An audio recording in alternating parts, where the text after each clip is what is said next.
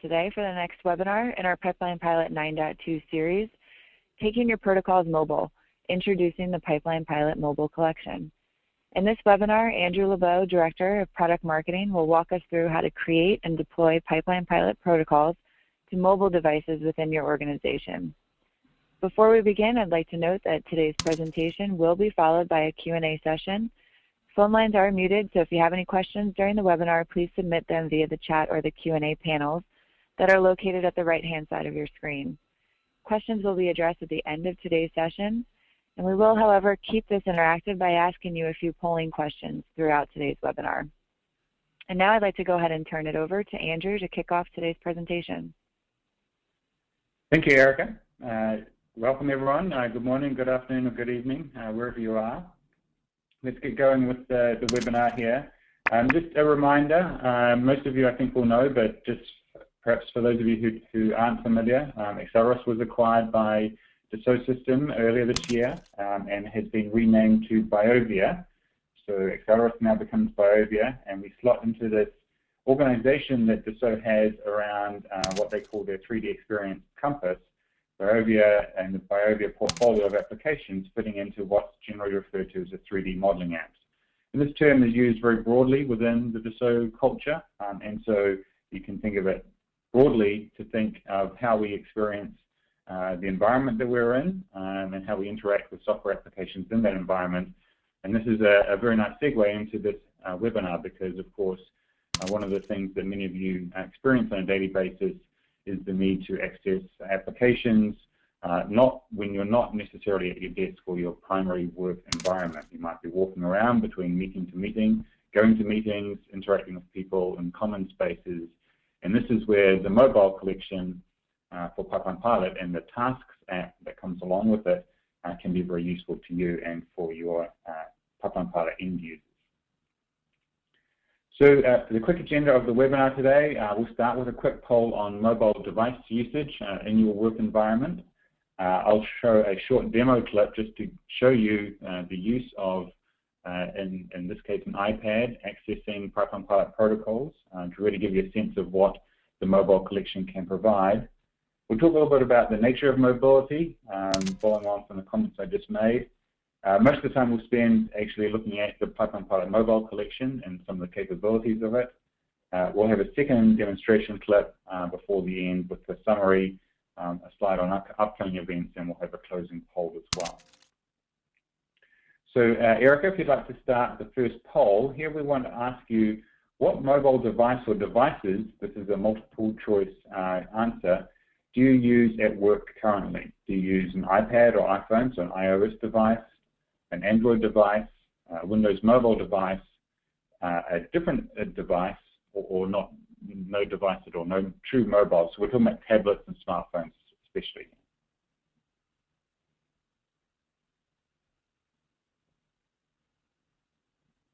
Okay, the poll is open, and just about everybody has voted so far.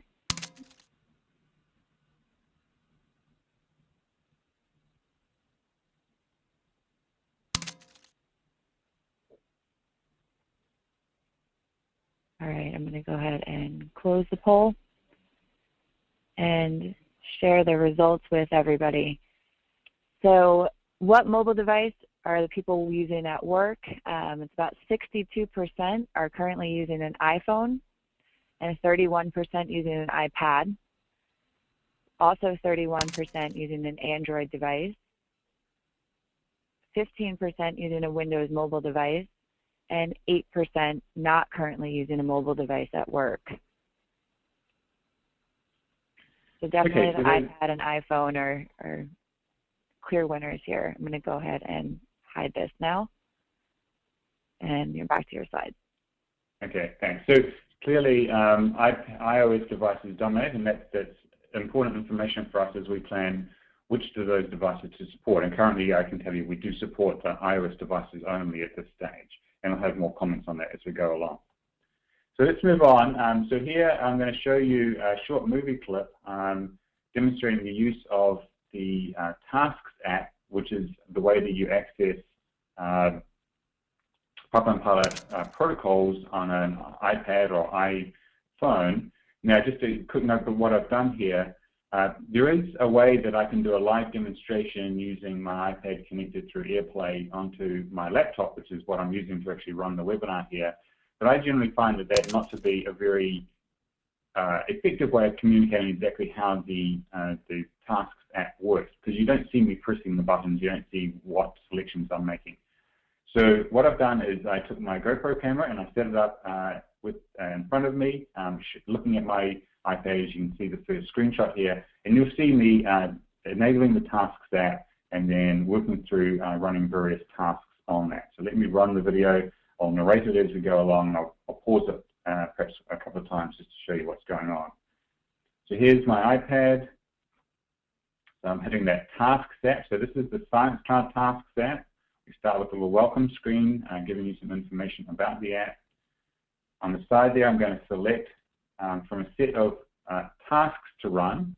This one is to calculate some properties for a chemical structure. So I need to actually draw a structure. And we have a new chemical structure drawing application. I'll talk a little bit more about that shortly. So I've drawn my structure, I've submitted it as input to the protocol, to the task. I hit the submit button there, and it's going to run and give me some results there on the right-hand side. I can run a second task here. This is converting a chemical name to a molecule. So here I take typed in input, so I can type in the name of a chemical and submit that, and I get this according structure, the structure for that name. And the third one I'm going to show you in this group is submitting a query to an external source of data, a database. So here again, I've drawn my structure using that new sketcher, submit it, it's running the task, and it comes back, and this is using the IDGen Certainty Target Informatics platform. So this is accessing an external resource. In this case, it could also be an internal database, a compound database, for example. So I'm scrolling through that. I can hide that left-hand pane to give me more screen real estate. I am now picking up the iPad and turning it around, and you can see that the display reorients as you would expect in an iPad or iPhone device, to make most use of the appropriate and available screen real estate. And then I'm placing it back in either dock that I use. So if I go back to the main tasks menu here, I'm going to go into the search group, and there's an option to search PubMed citations. Here I can type in a query string. Case cardiac heart failure, and submit that task.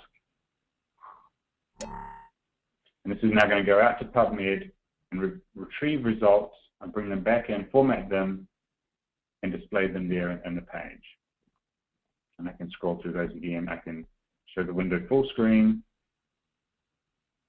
And then if I want information on any one of them, I can tap the link there. This is just a Pipeline Pilot report. Tap the link, the hyperlink there, to go directly out to PubMed and get that reference.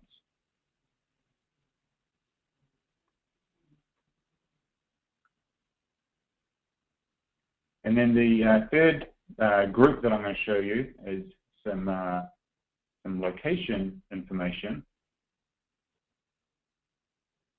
So if I just pause that, up to now, you've been we've been showing pretty standard applications that you might already have versions of currently with Pipeline Pilot protocols, the ability to run out to PubMed or access another external resource or an internal resource. It's all pretty standard stuff so far, although the new thing was that pure JavaScript-based chemical sketcher that I showed you with the touch-enabled controls. But here in this last step, what we're going to do is access some capabilities of the iOS devices that aren't typical for desktop or laptop machines. So if we carry on there, here we're going to automatically use the GPS chip to find our location and find the address of where we're at. This is the address of the The first one was the address of the office I'm in currently, the home office of Biovia. And the second one is going to be finding a map of where I am. So same thing, using the GPS to get my latitude and longitude.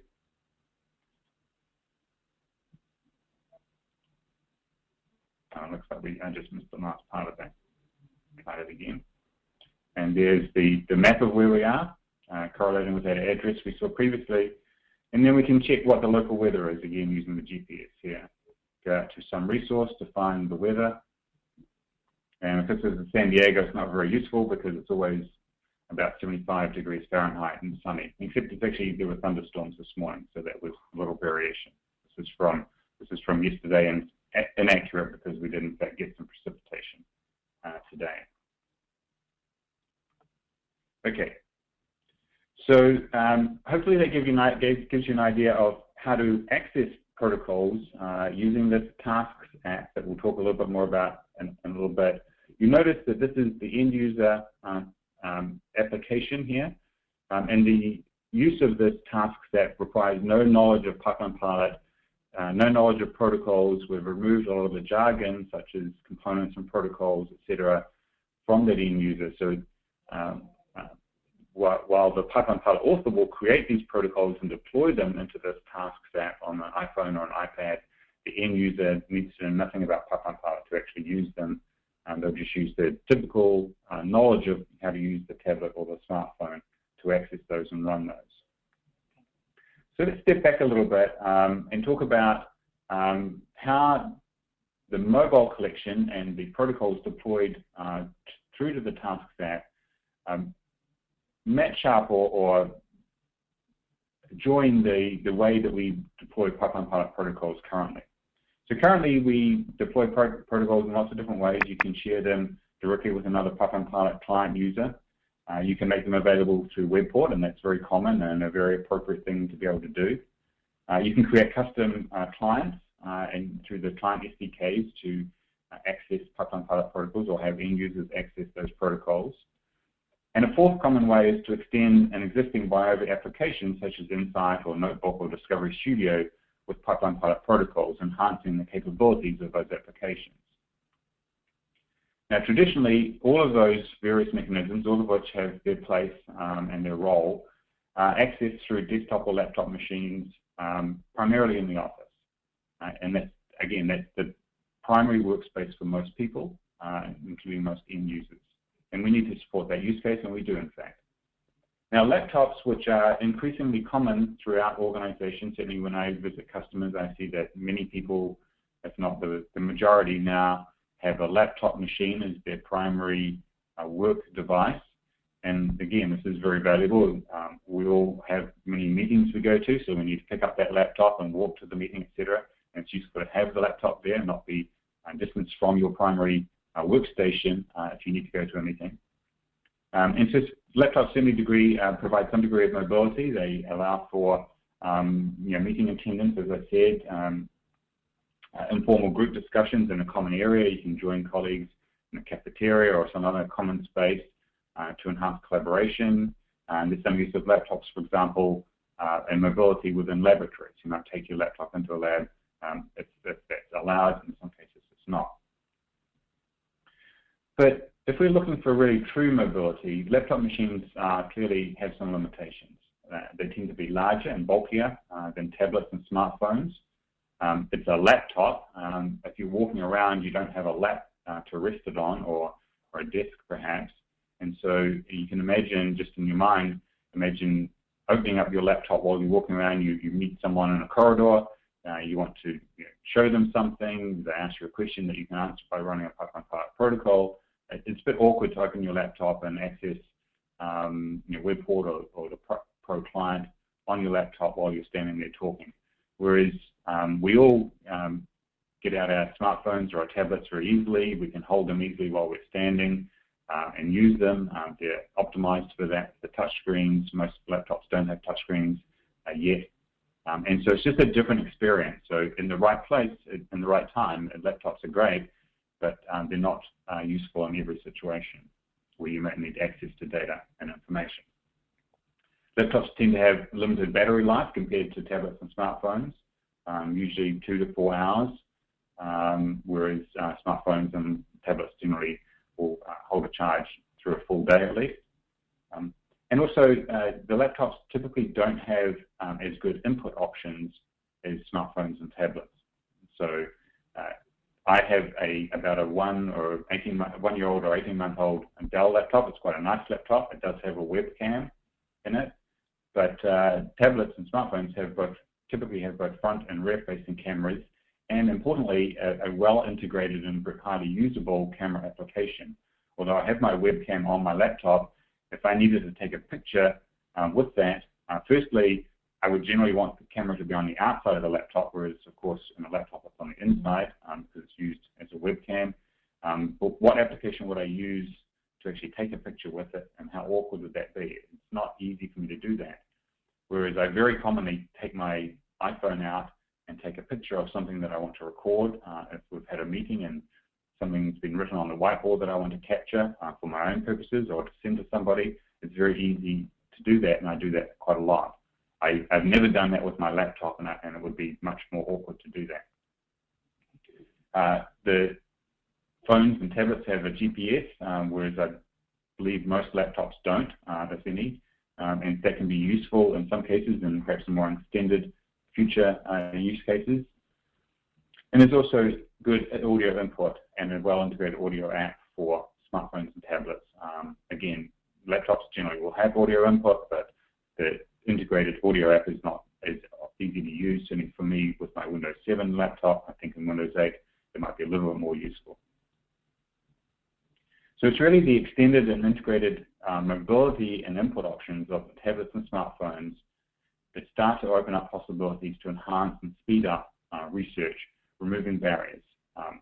The laptop, the smartphone, and the tablet aren't going to be probably the primary device you use to access Pipeline Pilot protocols, but at the right time in the right situation, they can be really valuable to get an answer to some question you have right then and there.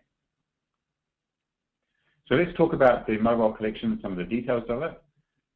As you saw in the video already, you use a Tasks app to deploy Pipeline Pilot protocols to end users using iPads and iPhones. So we only support iOS devices at this time. That was a key part of the reason for having the poll, and as you heard from the results, iPhones and iPads do still dominate, and we're looking at options to provide the same accessibility for protocols to other devices, whether we build native Android apps or we move more towards a web application design. No decisions have been made. The iOS Tasks application suits the purposes for most people.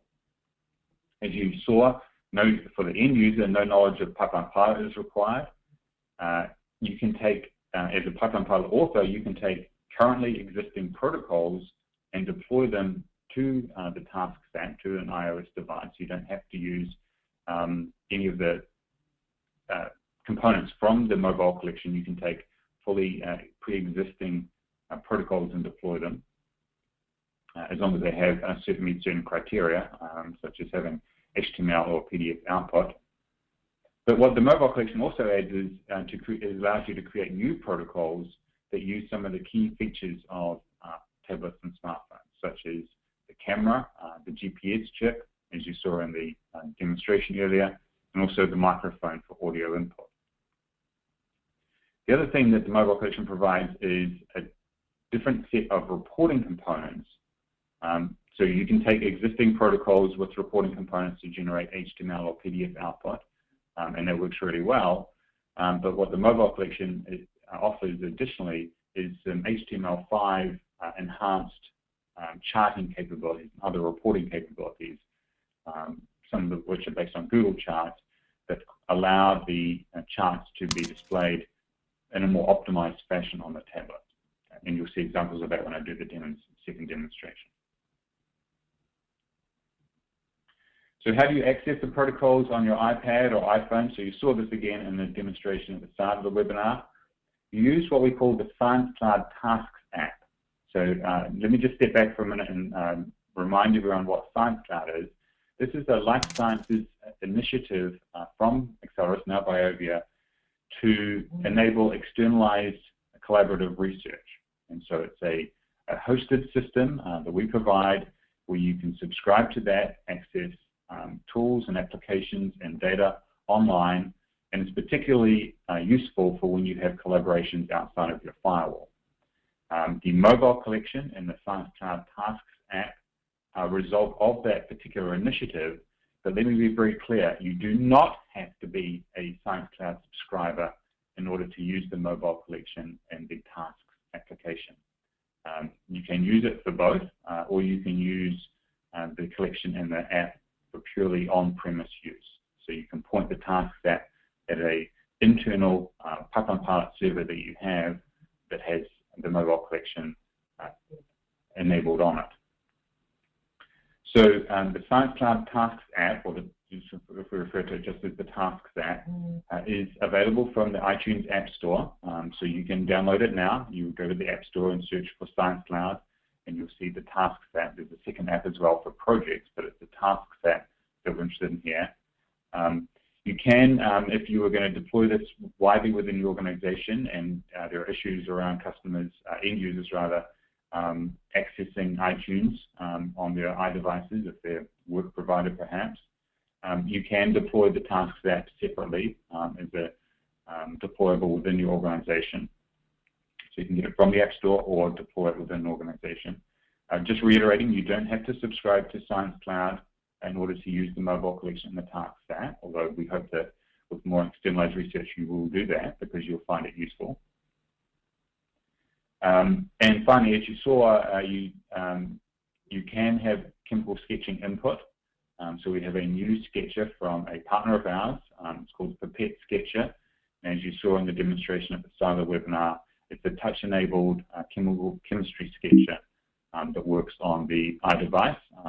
But that sketcher is also available for general use with other web applications. So if you were deploying a Python Pilot protocol just into WebPort, for example, you can also get the Pipette Sketcher and use it there as well. And the Tasks app includes the ability to use a sketcher. So then how do I mobilize a protocol? So I can take an existing protocol and make it available on the Tasks app, and we see a couple of screenshots here to highlight that. So you need to create a root folder under the Protocols tab. If you have the mobile collection installed, by default it creates one called Mobile, but you can create another one. And you can have multiple versions of this on a single Python Pilot server. You then need to copy an existing protocol to that folder or create subfolders to organize the protocols, as you see here. So we have several subfolders underneath the primary root mobile folder. And then, so you can organize the protocols that way, and then you take the end user, the person using the Tasks app on their iPhone or iPad, and they just need to create an account. So when they open the Tasks app, they'll be asked to create an account, and they just need to provide the information you see here on the screen, which is the server name, the port, and their credentials, and then the path to the set of protocols. So the protocols that have been previously deployed, for example, to WebPort, you should not have to change them in many cases, as long as they provide HTML or PDF output that can be viewed on the iPad or iPhone. You don't have to change the output of the files as long as they're written out to the job directory. And so in many cases, no changes will be necessary at all other than moving the protocol. In some cases, you may need to make changes, and we can help you with that.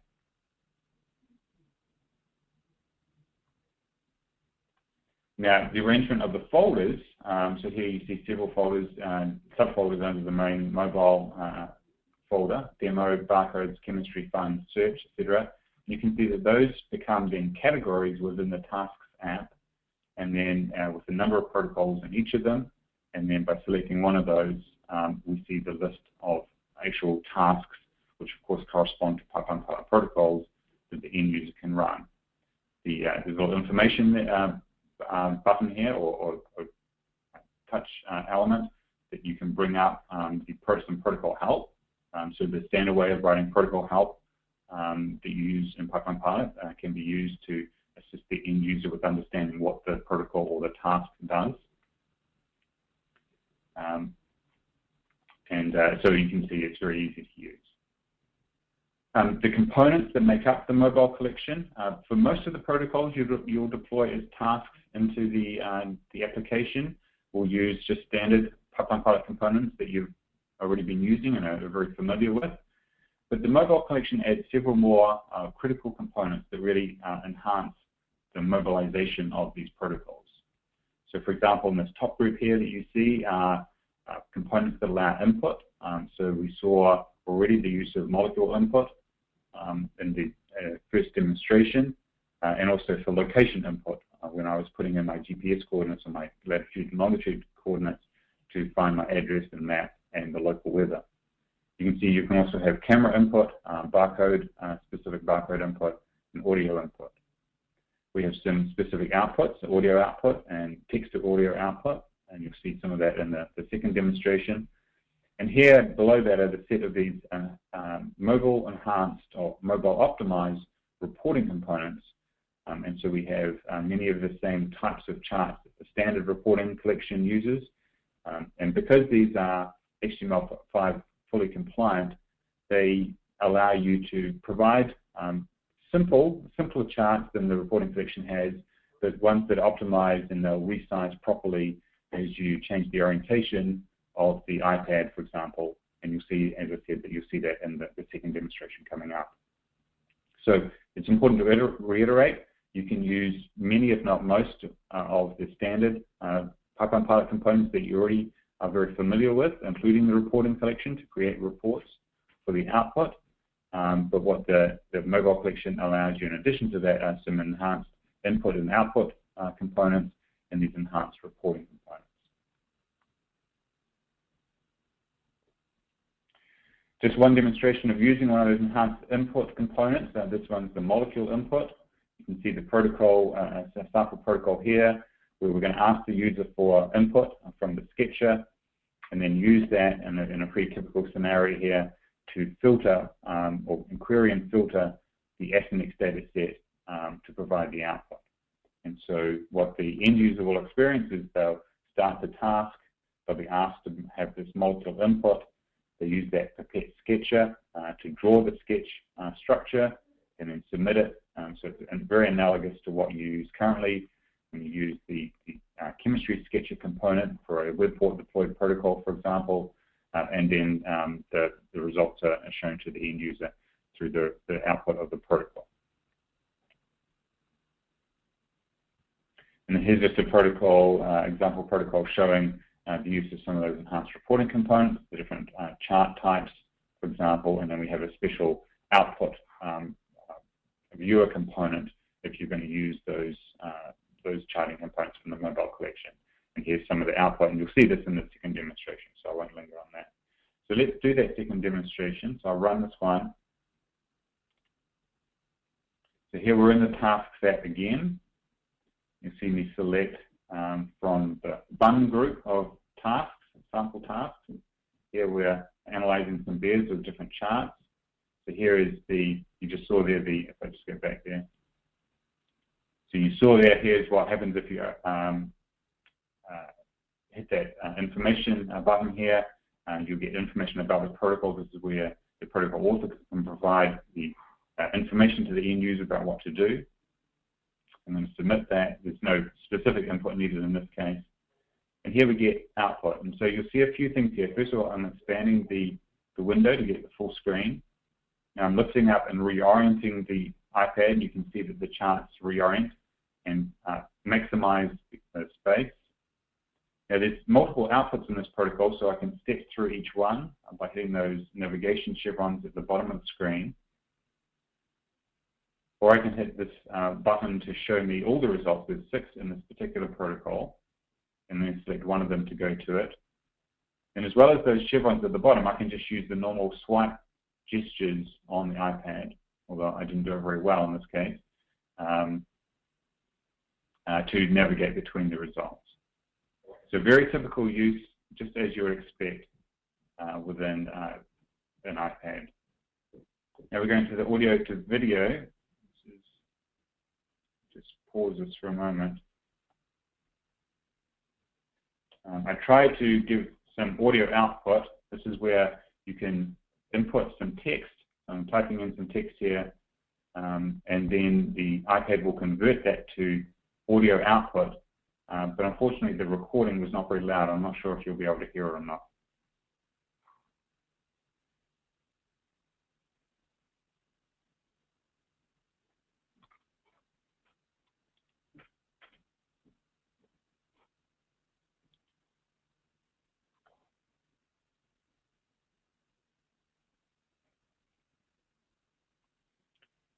Okay, I suspect you couldn't hear that, but the voice from the recording was of the iPad reading out this piece of text. So this can be useful in some situations, one of the more advanced features perhaps. Okay, so how do you get the mobile collection? The mobile collection works with BioVia Foundation and Pipeline Pilot. BioVia Foundation was formerly Accelerated Enterprise Platform, versions 9.1 and 9.2. So it's actually been available for some time, although it's really wrapped up nicely with the 9.2 release that came out in June of this year. So if you're on either 9.1 or 9.2 of AEP and Pipeline Pilot, then you can use the mobile collection. The collection does have a license fee, and so if you're interested in taking a look at it, we're going to have a poll at the end of the webinar where you can request a follow-up, or you can contact your account manager directly. So we can take care of that for you. The Tasks app itself is no cost, and this includes access to the mobile sketcher. So there is a license fee for the collection, but the app itself, the end-user app, requires no license and there's no fee. It's a free download from the iTunes App Store. Let me just reiterate again, although it's called the Science Cloud Tasks app, it does not require a subscription to Science Cloud. That can be used entirely on-premise. Of course, the use of Science Cloud in the right situation can add additional value if you're running collaborations and externalized research. If you want to know more about the Science Cloud set of applications and capabilities, then we have also been running a series of webinars on Science Cloud. There's been 4 or 5 of them so far already this year, and you can access those from the Accelerus.com website, or you can, again, request follow-up and we can provide you access to those. It's also worth noting that if you have an iPhone or iPad now, you can go to the App Store and download the Tasks app, and we provide essentially a demonstration server that you can access and run some of these protocols yourself without having the mobile collection installed or linking that Tasks app to any internal Pipeline Pilot server that you have right now. So if you want to give this a try, you can do it right now. Just download that Tasks app from the App Store, and you should be able to run some of the protocols you saw me run today. So just summarizing here, it's important to understand, I think if you imagine the way that you work in your daily life, that doing successful science is not just about scientific algorithms and analysis. It's about also rapid access to data and information and removing the barriers that speed up the business of doing science. Right? This has been the value proposition for Pipeline Pilot for the last 10 years and more, and the mobile collection is simply just an extension of that as we become more and more, where our work environments become more and more where we don't sit at our desks the whole day, but we move around, we go to more meetings perhaps, we have more interactions in common areas, and this is where the mobile collection can really help you with if you have an iPad or an iPhone device at work. As I said, it's true that probably most of the work gets done in more formal or structured environments, such as at your desk and in your office. And of course, nothing is going to change about that, and we're not saying that the mobile collection will replace the way that you do most of your work with Pipeline Pilot and other applications. But what it does is enhance that with this anytime, anywhere access to information that can allow you to make a good decision because you have the information right there at that time, or make a rapid decision because you can get that information when you need it. And this is what we believe the mobile collection provides. So I hope you found that informative and of interest. Now, here's just a highlight of upcoming events in this Pipeline Pilot webinar series. We've already had 3 of these earlier in August. I gave a What's New in Pipeline Pilot and Biovia Foundation 9.2 overview. The recording for that is available now. Last week, Tim Moran gave an update on what's new in imaging and sequencing. He experienced some, if you're attending that webinar, he experienced some technical issues accessing the servers. So I know that he re-recorded that webinar yesterday, and so that should be posted in the next, perhaps not the next couple of days. So if you're interested in viewing that, if you didn't attend the webinar, or if you did and you wanted to see that, get the full effect of the demonstrations that he did, you can access that webinar. And then just yesterday, one of these series of that's included as part of the Science Cloud webinar series, as well as Pipeline Pilot, was given by Tom Van Dalen on pipette analysis. And this is a novel application for Pipeline Pilot users to do collaborative scientific research. So that webinar has also been recorded and should be posted in the next few days. Today we had the mobile collection webinar, and then the 4th in the series. So coming up in September, we have a webinar on the new Pipeline Pilot Chemistry SDK. And then on the 1st of October, Lynn Miller will be giving a webinar, the one that she presented at our user group meeting earlier this year, on deploying high-performance computing environments, or Pipeline Pilot into high-performance computing environments. So if you use an HPC environment or you're looking at using one, then by all means, make sure you mark that one in your calendar. You can sign up at Axaros.com at the website there, and it's also the place where you would access the recordings. As well as the webinar series, we have some trade shows and seminars coming up on September 24th. We have a Life Sciences Symposium in London. And on October the 23rd, we have a Forum for Enterprise Lab Management in Frankfurt. And we're also working on putting a series of Pipeline Pilot one-day user meetings in North America towards the end of this year, and then in Europe at the start of 2015. These will be short one-day events, usually held at restaurants, where we invite you to come along and share some of your ideas and hear about the latest from us. So with that, that's the end of the webinar. Let's, well, the formal part of the webinar. Now we're going to have the poll that Erica will run to see if you would like some follow-up, and at the same time we'll collect questions for the Q&A session. Okay, thanks Andrew, and thanks everyone for joining us today. Some great information there on the mobile devices and the mobile collection. I do have the poll open if everyone can just go ahead and let us know if you would like a Biovia representative to contact you regarding any of the information covered today. Andrew, we did have a few questions come through. I'm not sure if you were able to see those or if you would like me to go ahead and ask them for you. I did not see them, so if you could go ahead and do that, that'd be great. Sure. So a bit earlier on, the question came through about, can we do voice command like Siri to launch some of the protocols? So there is an audio input component. It's not one that I've used a lot myself, but I believe it is possible. So we can follow up with you and get more specific information on that particular question. Okay. Can we also make the sketcher or use the sketcher to draw simple molecules, for example, to draw benzene, indole, indazole, et cetera? Yes, the sketcher you can do that. So you saw me using it with some sort of preset, base structures, but you can use it. It's a pretty fully featured chemical sketcher.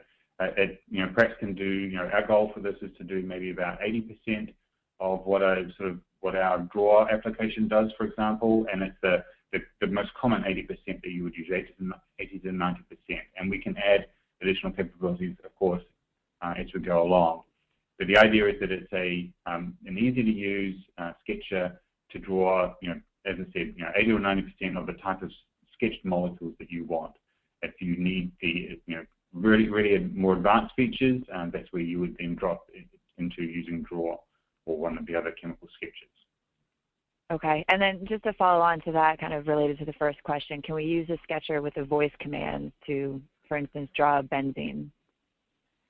I don't believe that is possible at this time, to hooking up both the the audio input control and the Sketcher, but that's an interesting request. We can certainly take that, and I can pass it on to the product team for the Sketcher and also the mobile collection and see if that's something that they could look at doing. Great. We have another question here coming through. Can normal reporting components be piped into a mobile HTML viewer?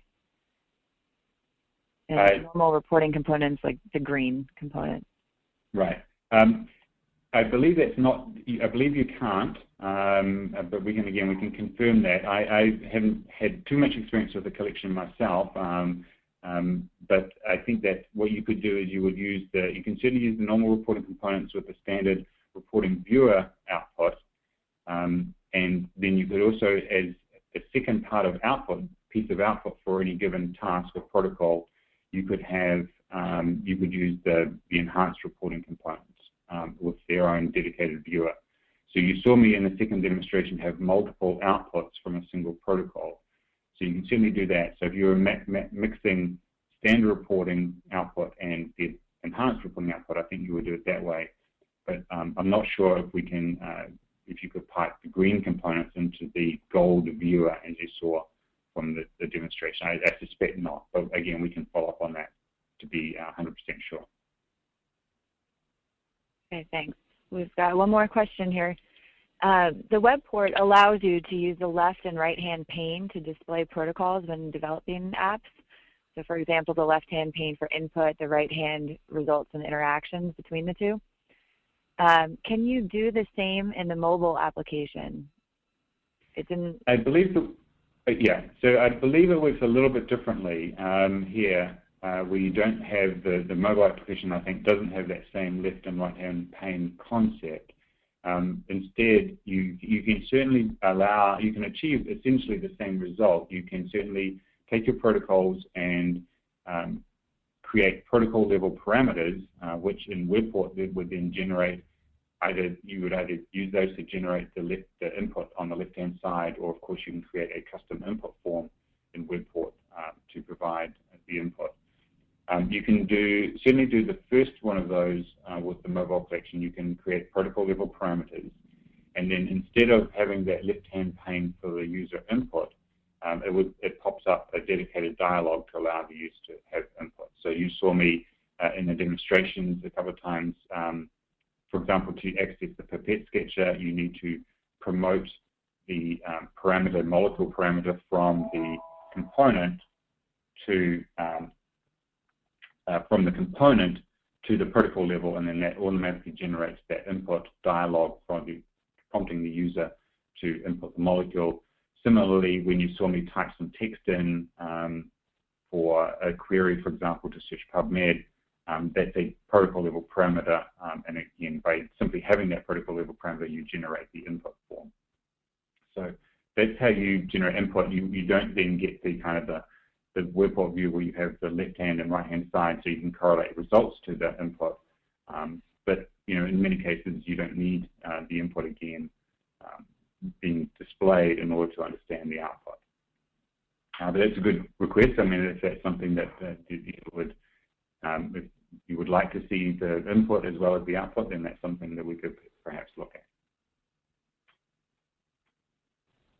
Okay, I think we've covered all of the questions that have come through. Great questions, great requests as well from everybody. And again, thank you, Andrew, for sharing this information.